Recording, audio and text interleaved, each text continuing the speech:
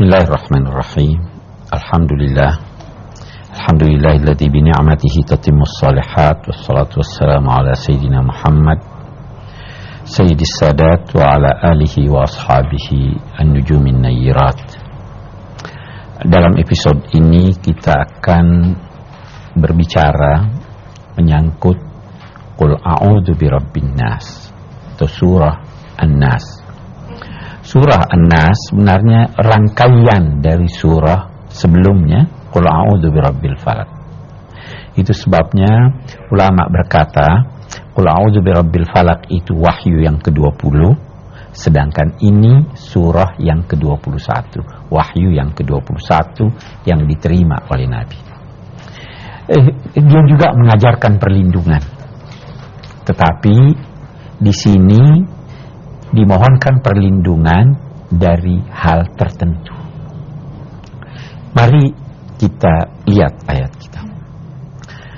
A'udzubillahi minasyaitonirrajim. Bismillahirrahmanirrahim. Qul a'udzu birabbin nas, malikin nas, ilahin nas. Qul serupa dengan qul pada qul a'udzu birabbil falaq. Sadarkanlah diri Anda waktu membacanya bahwa yang memerintahkan saya membaca untuk meminta perlindungan ini adalah Allah. Seakan-akan dia berjanji bahwa mintalah saya beri. A'udzu, minta perlindungan. Itu juga kita sudah jelaskan pada qul a'udzu birabbil falaq, menuju ke sesuatu untuk menghindar dari sesuatu yang lain. Di sini Qul a'udzu birabbin nas. Rabb, pemelihara manusia, pembimbing manusia. Baru dilanjutkan malikin nas, raja, penguasa manusia. Baru dilanjutkan lagi ilahin nas, Tuhannya manusia. Ini kenapa ini berturut-turut ini? Ya toh? Kalau qul a'udzu birabbil falaq cuma satu. Qul a'udzu birabbil falaq. Hanya menyebut Allah dalam satu sifat, Rabbil falaq. Kalau di sini tiga. Rabbin nas, malikin nas, ilahin nas. Oke. Kita lihat dulu apa yang dimaksud dengan Rabbin nas, malikin nas, ilahin nas. Ada ulama berkata An-nas pada yang pertama ini anak-anak. An-nas pada yang kedua adalah orang dewasa. An-nas pada yang ketiga adalah orang tua. Anak-anak itu paling membutuhkan pemeliharaan dan bimbingan. Kalau sudah dewasa, biasa dia sudah bandel dan durhaka. Jadi dia harus dihadapi oleh penguasa dan raja. Kalau sudah tua, dia sudah mulai taat, sadar. Dia sudah mulai beribadah, lebih mengenal Tuhan. Nah, jadi Allah seakan-akan juga menyatakan berlindunglah kepada Tuhan, Tuhannya manusia, sejak dia kecil, dewasa, sampai dia besar. Nah, tapi pendapat ini tidak dianut oleh banyak orang. Karena dalam Al-Quran, kalau ada kata yang terulang dan kata itu menggunakan alif lam, An-Nas, maka itu berarti yang pertama sama dengan yang kedua, sama dengan yang ketiga. Jadi berarti An-Nas yang pertama, Rabbin Nas, sama juga dengan An-Nas yang kedua, Malikin Nas, sama juga dengan An-Nas yang ketiga, Ilahin Nas. Nah, ada pendapat lain. Pendapat yang kedua itu berkata begini. Pemelihara itu belum tentu pemilik dan penguasa.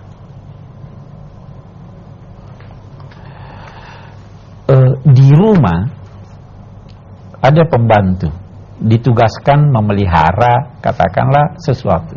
Apa dia pemiliknya?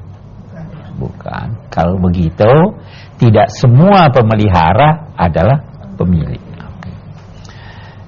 Saya pemilik pulpen ini. Apakah semua pemilik itu Tuhan? Tidak semua pemilik Tuhan. Allah Subhanahu wa ta'ala ingin menjelaskan diri. Kamu itu meminta perlindungan pada siapa? Pada Tuhan yang Dia yang memelihara, Dia yang memiliki, sekaligus Dia adalah Tuhan. Ya kan? Jadi kalau ada orang yang tidak memelihara, yang mengganggu kamu, Tuhan bisa turun tangan. Ada yang pemilik yang mengganggu kamu, Tuhan bisa. Qul a'udzu birabbin nas, malikin nas, ilahin nas. Masih ada pendapat ketiga, saya akan jelaskan nanti kemudian. Rabbin nas, kita sudah jelaskan beberapa kali tentang makna Rabb. Malikin nas.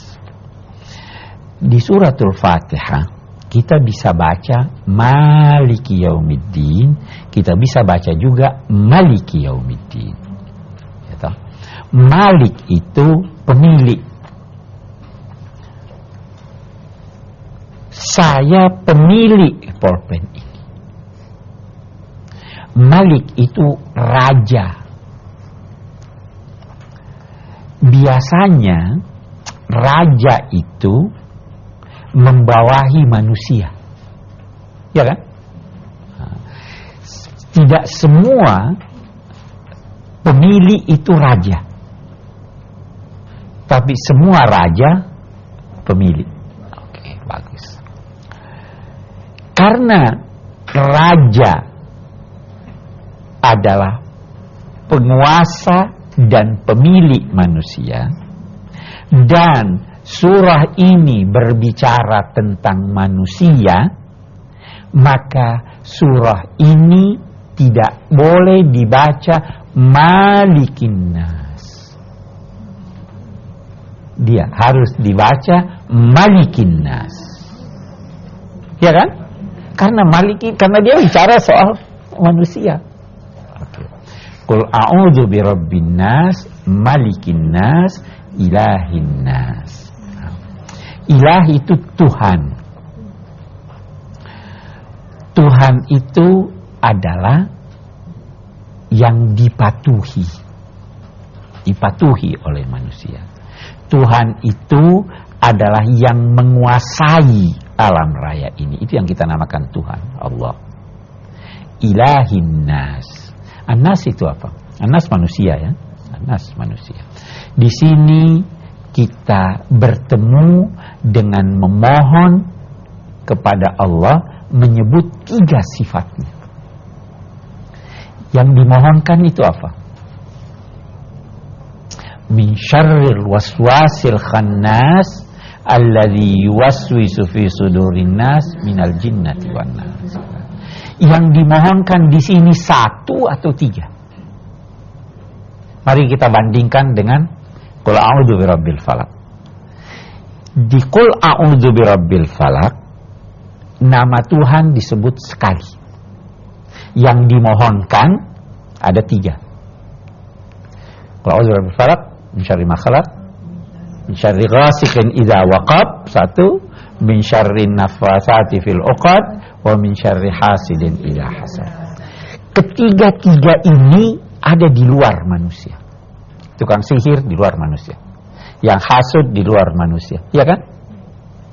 Ada di luar manusia. Yuwaswisu fi sudurin nas, itu ada di dalam manusia atau tidak? Yang membisikkan ke hati itu ada di dalam manusia.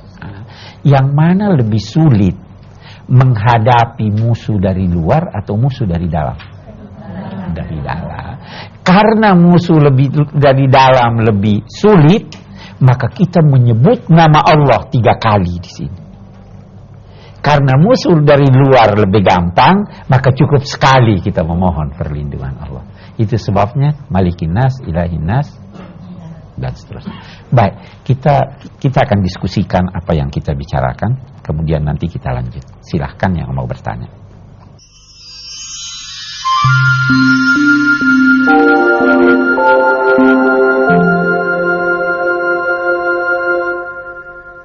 silahkan kita ini. Bapak, silahkan Pak. Bismillahirrahmanirrahim.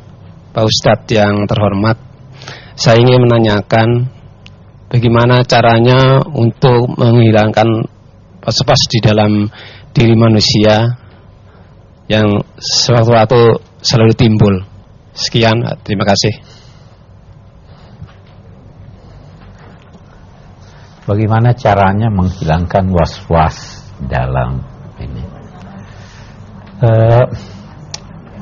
Sebenarnya kita belum jelaskan apa itu was-was, ya toh? Ya. Oke deh, saya jelaskan apa itu was-was. Was-was itu adalah pada mulanya berarti suara gerincingan emas.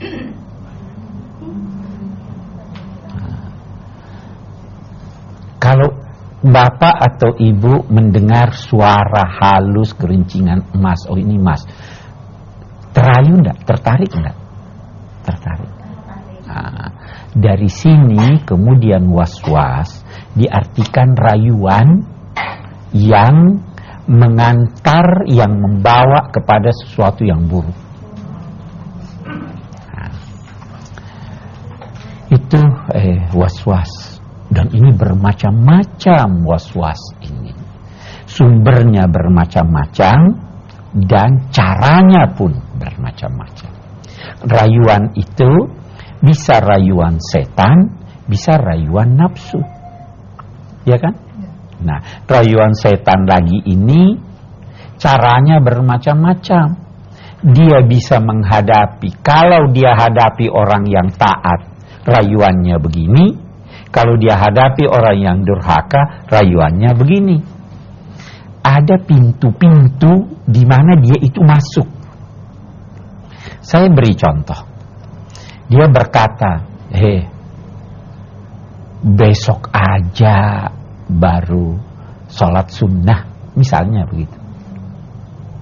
Kamu kan masih muda, nggak usah pakai jilbab dulu, ya kan? Misalnya begitu ya. Ini ada caranya untuk menutup. Tutup pintunya dia masuk. Bagaimana ditutup pintunya? Saya berkata padanya, apa kamu jamin saya hidup sampai besok? Nah, tertutup enggak pintunya? Nah, jadi kalau Bapak tanyakan bagaimana cara menghadapinya, setiap rayuan ada cara untuk menutupnya. Ya kan? Jadi situasional kita lihat bagaimana. Kita tidak, memang kita bisa rinci, kita bisa berbicara. Mudah-mudahan dalam kesempatan menjelaskan arti yuwaswisu fi sudurin nas, kita diilhami Allah untuk menjelaskan apa saja itu pintu-pintu itu. Ya, yang jelas saya ingin katakan rayuan, godaan, setiap godaan ada cara untuk menutupnya, dan setan tidak masuk dari satu pintu. Pintu ini tertutup, dia masuk dari pintu lain. Pintu itu dia masuk dari pintu lain. Saya kira jelas Pak ya. Oke. Baik, Ibu silakan. Bismillahirrahmanirrahim. Pak Ustadz, saya bertanya, Malikin Nas, bagaimana maknanya Malikin Nas, raja manusia? Terima kasih. Ya. Malikin Nas. Malikin Nas, semua raja pemilik, ya kan? Oke. Saya beri contoh Ibu dua hal. Kalau saya berkata si A pembantu saya, ya, oke. Saya bertanya, saya bisa suruh dia bekerja pada hari liburnya. Kalau dia tidak mau, bagaimana? Hari liburnya kok. Saya nggak bisa suruh dia bekerja. Saya angkat lebih tinggi lagi. Saya bisa tahan peredaran darahnya. Bisa nggak? Walaupun dia milik saya, walaupun saya kuasai dia, saya nggak bisa. Oke. Saya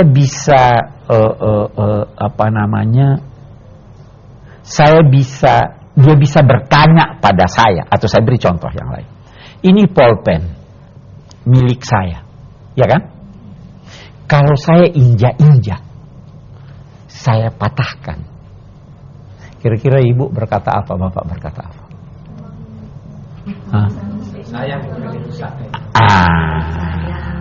Masih bagus kalau bapak bisa berkata sayang. Bapak bisa bertanya pada saya, kenapa digituin?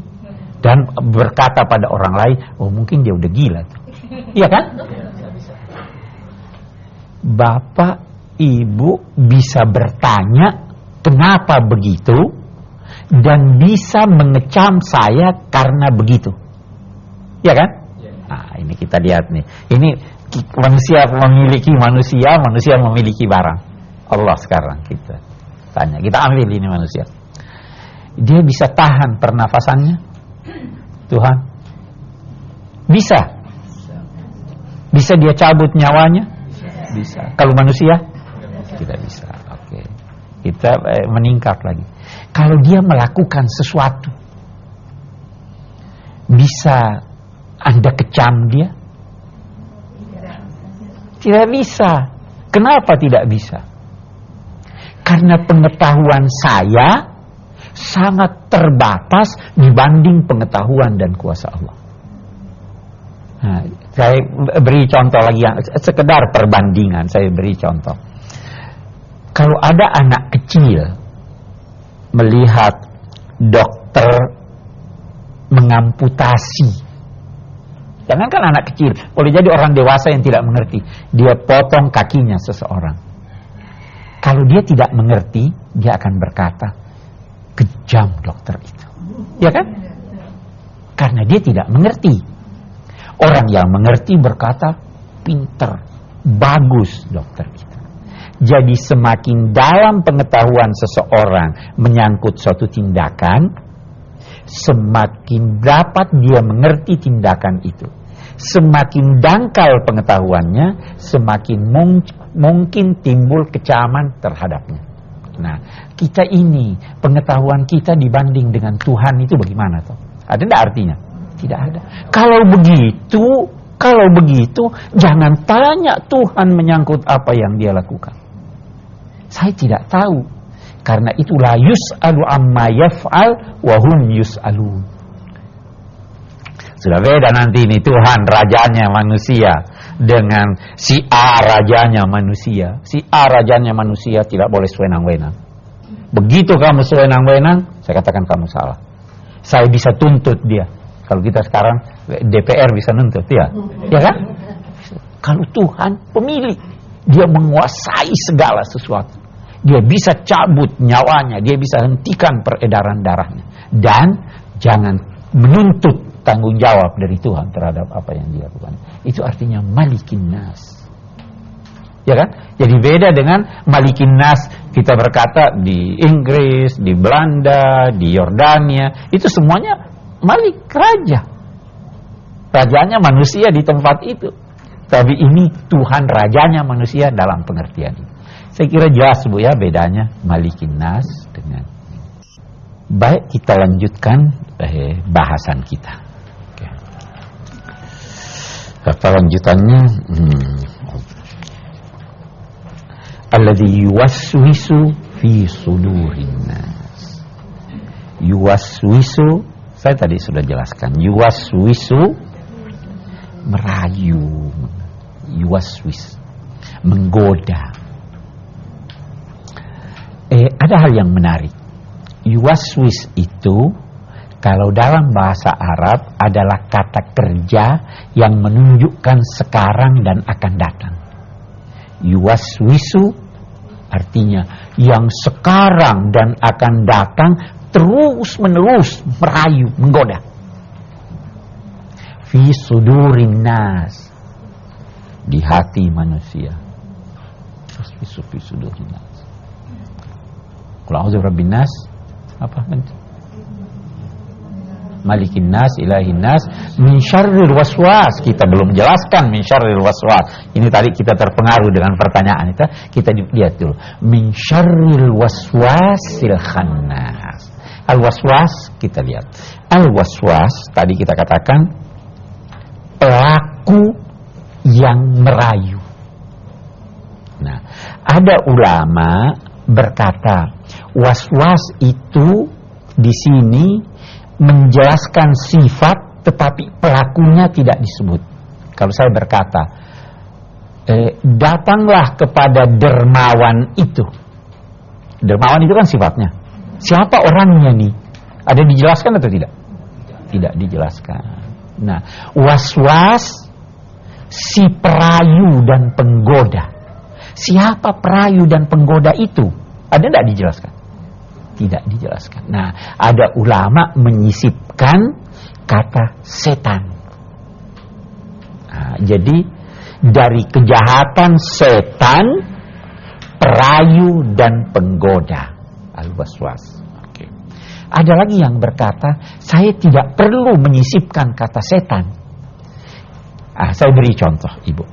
Kalau saya berkata si A pelaku kejahatan, beda enggak kalau saya berkata si A adalah kejahatan?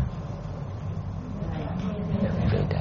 Kalau pelaku kejahatan boleh jadi terbatas kejahatan yang dilakukannya. Kalau saya berkata si A kejahatan, apapun yang dia lakukan adalah kejahatan.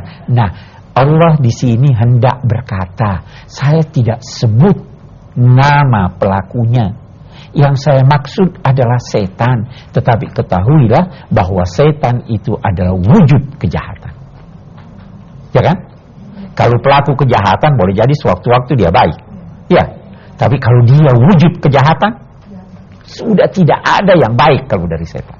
Nah, jadi min syarril waswas al-khannas. Khannas itu apa? Ada dua pengertiannya. Bisa berarti datang, kemudian mundur, menghilang. Bisa juga berarti pergi. Nah, kita lihat. Setan, dia itu kalau kalau dia datang terus Anda ingat Tuhan, bagaimana dia? Dia lari, menjauh, sembunyi. Kalau Anda diam, dia datang lagi. Kalau saya beri ilustrasi kayak nyamuk, ya, atau lalat, diusir, dia pergi. Diam, itu setan. Itu namanya al-khannas. Jadi kalau Anda ingat Tuhan, dia pergi. Tidak ingat, dia datang lagi. Anda ingat Tuhan, dia sembunyi.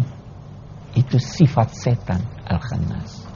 Min syarril waswas al-khannas.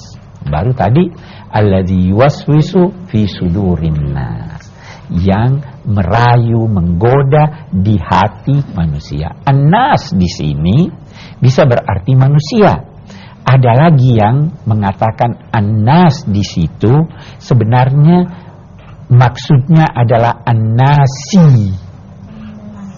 An-nasi itu artinya yang lupa. Yuwaswisu fi sudurin nasi.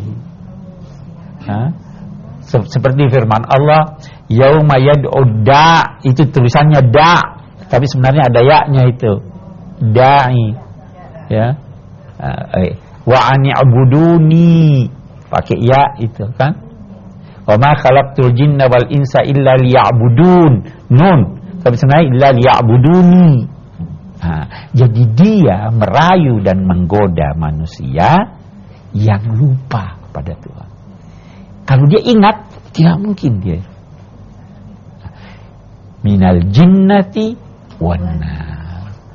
Yang perayu dan menggoda itu terdiri dari al-jinnah dan an-nas. Jin dan manusia. Jadi yang merayu manusia ada dua. Bisa jadi jin. Jin itu terambil dari kata janana, berarti tersembunyi. Itu sebabnya dalam bahasa Arab, begitu juga dalam bahasa Indonesia, anak yang dalam perut namanya apa? Janin. Tersembunyi di dalam perut. Ya tahu? Sorga dinamai jannah. Kenapa jannah? Terambil dari kata janana. Karena nikmatnya masih tersembunyi. Orang yang gila dinamai majnun, tersembunyi dia punya akal, tidak ada lagi akalnya. Jin itu makhluk yang tersembunyi, kita tidak lihat. Minal jinnati wan nas. Oke. Dalam diri manusia ada dua sumber godaan. Sumbernya yang pertama adalah jin dan manusia orang lain. Ada lagi dari dalam manusia, yaitu hawa nafsunya. Hawa nafsu itu bukan dari luar, dari diri kita. Itu sebabnya waktu kita terangkan qul a'udzu birabbil falaq, kita katakan kita bermohon perlindungan dari Allah terhadap keburukan kita. Ya kan? Allahumma inni a'udzuka min syarri nafsi wa min syarri kulli dzi dabbatin anta akhidun binasiyatiha. Itu doanya Rasul. Oke. Jadi ada perbedaan antara hawa nafsu, godaan hawa nafsu dengan godaan setan. Nah, kalau hawa nafsu menggoda itu, dia tidak mau berhenti sampai apa yang dia tuntut terpenuhi. Dan dia tidak mau diganti. Persis anak kecil. Anak kecil kalau kita janji dia mobil-mobilan, walaupun mau diberi uang, dia nggak mau. Itu nafsu. Wan nafsu katifli in turdi'ahu syabba ala hubbir radha'i wa in taftimhu yamfatimi. Nafsu itu seperti anak kecil. Bagaimana anak kecil? Kalau Anda biarkan dia menyusu, dia akan menyusu sampai gede. Tetapi kalau Anda stop, dia akan berhenti. Kalau setan lain. Yang penting dia menjadikan Anda rugi. Kalau tidak rugi, tidak untung. Jadi kalau dia berkata, lakukan ini, Anda tidak mau, dia mundur. Saya lakukan yang lain. Saya ajak kepada yang lain. Tidak usah salat. Oh, enggak boleh dong. Saya harus salat. Oke deh, tidak usah khusyuk dalam salat. Oke deh. Oh, enggak, saya harus salat. Oke deh, kalau begitu, tidak usah kamu salat sunnah. Yang penting Anda rugi. Kalau tidak bisa rugi, nah itu. Jadi dia punya langkah-langkah dan dia bisa ganti-ganti. Berbeda dengan nafsu. Saya kira itu sebagian kandungan dari surah Qul a'udzu birabbin nas. Kita akan melihat suatu fragmen, kemudian mari kita diskusikan. Baik, silahkan yang mau bertanya. Ya, silahkan. Ustaz, dari tayangan tadi saya ingin bertanya. Kita sebagai umat manusia pasti mempunyai kebaikan dan keburukan.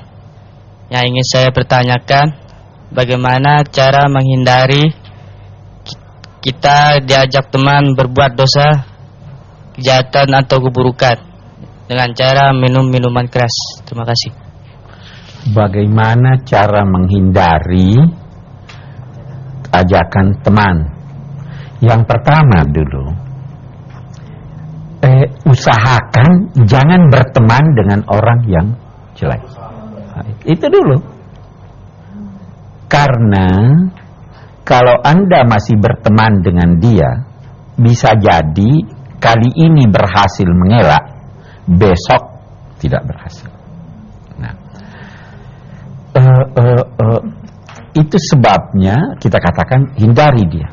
Nah, kalaupun satu ketika Anda diajak, ingatlah terlebih dahulu dampak dari ajakannya. Ingat. Nah, dan ingatlah bahwa kejahatan, begitu juga kebaikan, sebenarnya itu mulai dari langkah pertama.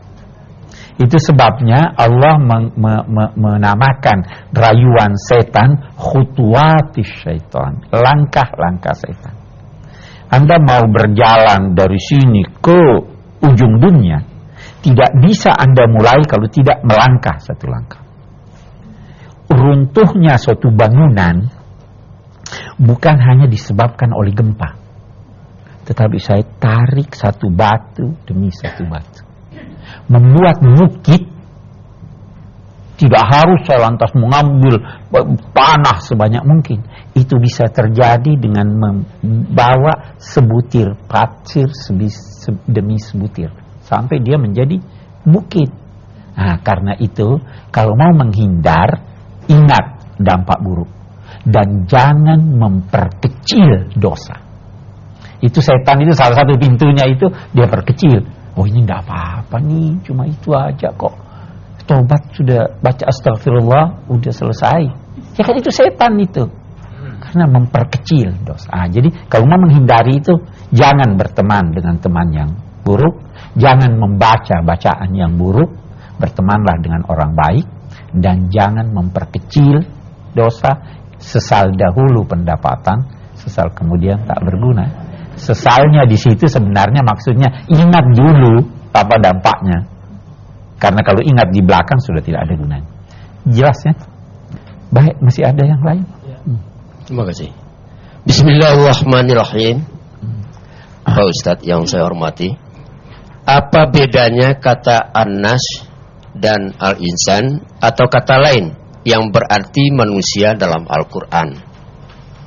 Selanjutnya, mengapa dalam surat ini yang dipakai adalah an-nas? Terima kasih. Baik, dalam Al-Quran ada sekian kata yang digunakannya untuk menunjuk manusia. Ada kata bashar. Inni khaliqun basharan min tin. Saya akan menciptakan bashar, yakni manusia, dari tanah. Ada kata bani Adam, anak cucu Adam. Itu manusia. Ada kata al-insan, itu juga manusia. Ada kata an-nas.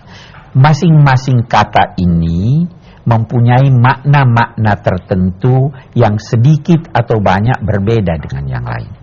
Kalau saya berkata bashar, manusia, maka itu menunjuk kepada sosok manusia yang tidak memiliki perbedaan antara satu dengan yang lain. Bashar manusia, kalau manusia kita semua punya mata. Tidak berbeda kan? Mata kita semua di depan. Kita semua punya hidung, kita semua punya telinga. Tetapi kalau dia berkata insan, maka ketika itu dia menunjuk kepada manusia dalam sifat-sifatnya yang bisa berbeda antara si A dan si B. Nah, ketika Rasulullah itu manusia atau bukan? Manusia. Nah, tetapi Rasulullah itu berbeda tidak sifatnya dengan yang lain? Berbeda. Karena itu Allah memerintahkan menyatakan qul innama ana basyarun mislukum. Saya ini manusia seperti kamu. Maksudnya apa seperti kamu? Ya, kamu punya mata, saya punya mata. Mata saya melihat ke depan, tidak melihat ke belakang. Nah, kalau al-insan juga bisa menunjuk satu orang. Kalau an-nas menunjuk banyak orang. Jadi di sini haruslah malikin nas, bukan malikul insan. Manusia yang banyak itu. Saya kira Pak ya bedanya antara ini. Baik, kita akan ambil kesimpulan dari surah kita ini. Yang pertama, kalau hendak meminta perlindungan, mintalah perlindungan kepada Allah Subhanahu wa taala. Jangan minta kepada selainnya. Kalaupun minta kepada selainnya, kepada manusia, terlebih dahulu mintalah kepada Allah. Itu yang pertama. Yang kedua, surah ini menggambarkan bahwa musuh dan rayuan yang bersumber dari dalam itu, kejahatan yang bersumber dari dalam itu jauh lebih besar dan lebih berbahaya daripada kejahatan yang bersumber dari luar. Kalau begitu, hati-hati terhadap nafsu Anda, hati-hati kepada setan jin yang tidak lihat Anda, yang tidak Anda lihat, tapi dia melihat Anda. Yang ketiga, yang kita ingin ambil kesimpulan dari surah kita ini adalah bahwa ada godaan setan, dan setan itu bisa berbentuk jin, bisa juga berbentuk manusia. Karena itu pilih-pilihlah manusia yang menjadi teman Anda. Jangan sampai dia termasuk dari setan manusia yang kita dimohonkan untuk bermohon perlindungan dari mereka itu. Ya, saya kira itu kesimpulan yang dapat kita ambil dari surah kita ini. Wassalamualaikum warahmatullahi wabarakatuh.